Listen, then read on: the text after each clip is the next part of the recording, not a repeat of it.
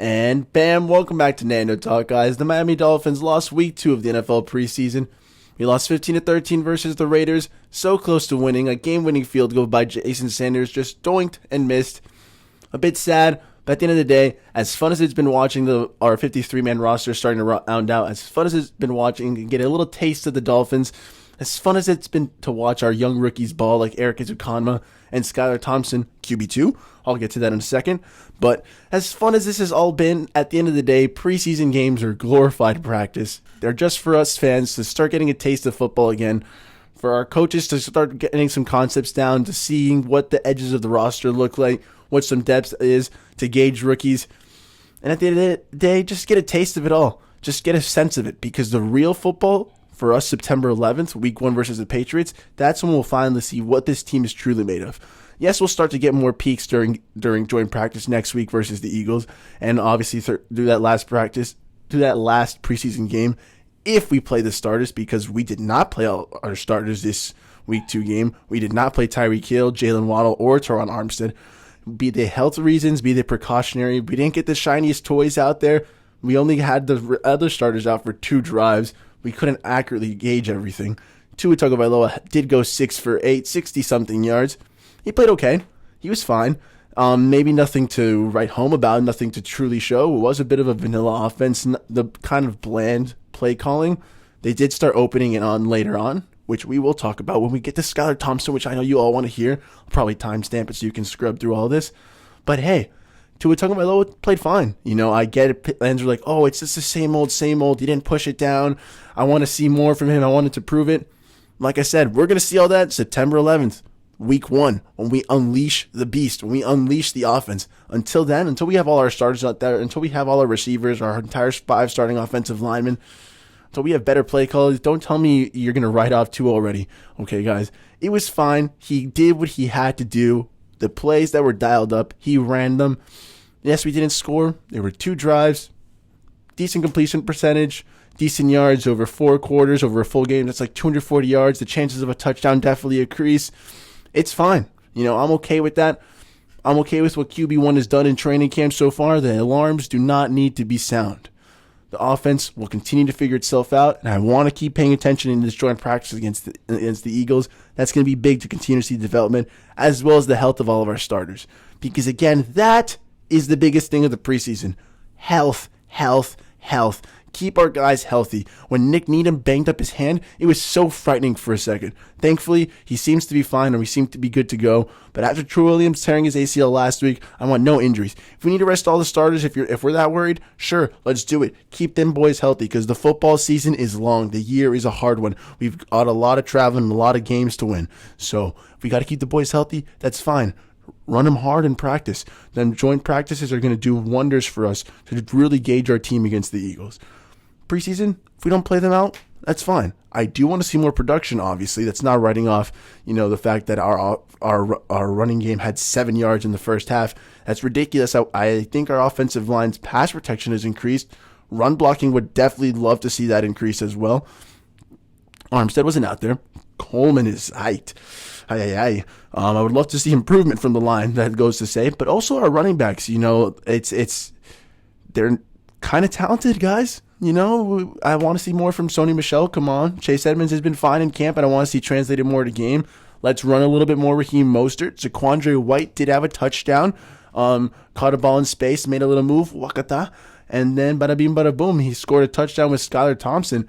But I want to see more from our running game.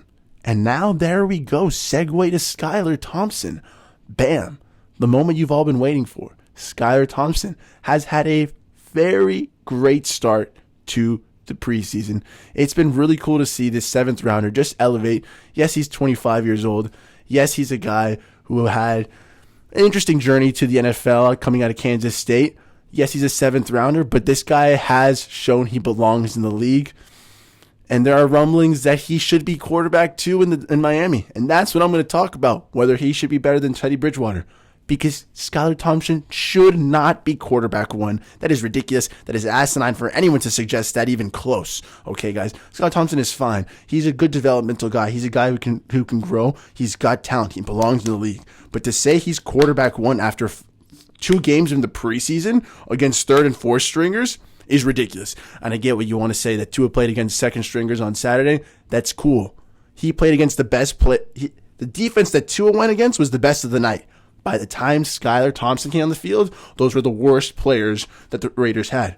They're still NFL players, and he still had to deal with his own issues, and he still performed amazing. And I've loved what the kid has done with what we've given him, because we obviously haven't given him the best weapons, and he's still succeeding. He's still doing well.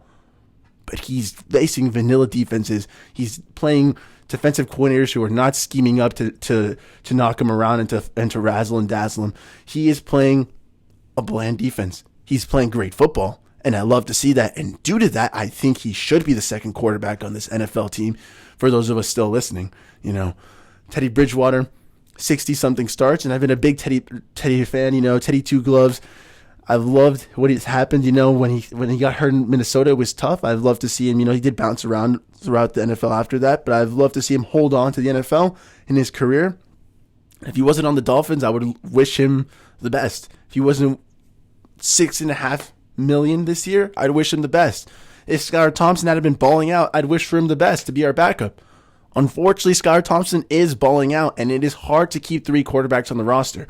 Now, do we run the risk of cutting Skylar Thompson and sending him to the practice squad? He'd have to clear waivers, and unfortunately, we don't know if that would happen. We did see what happened with Reed Sinnett last year, where we cut him, and bam, he got scooped up, and he's on the Eagles now. But Skylar Thompson has also been balling out, and he's been buzzing. This has been a pretty weak draft class as well for quarterbacks. There could be a team that didn't get someone in the draft. Now that they see what Skylar has done, if we cut him, bam, they could scoop him up, and that'd be sad to see. I like Tua. I think he's quarterback 1. But I can also like Skylar Thompson and think he can project to be either a long-term starter, maybe either for the Dolphins in a long-term down the road alternate universe where Tua doesn't do well, because I think Tua's going to ball. Okay, but in that alternate universe, yes, Skylar could start maybe, maybe Skylar starts for another NFL franchise. I just think the kid belongs in the league. Maybe he's just a long-term backup and this is what he's got, but he belongs in the NFL. I think he should be our QB2.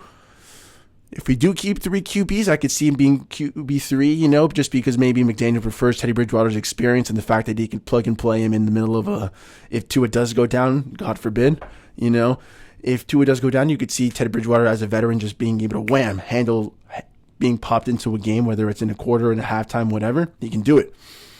If they have that trust in the rookie, hey, fire away with him as well. Whatever the point is, he belongs in the NFL. Skylar Thompson could be QB2, not QB1 though. Let's get that straight. That was a nice little Skylar talk though. A little Dolphins talk as well, guys. I hope we enjoyed it. If we did stay through along with it. What do you guys want to see through the rest of preseason? What do you guys want to bring to your attention?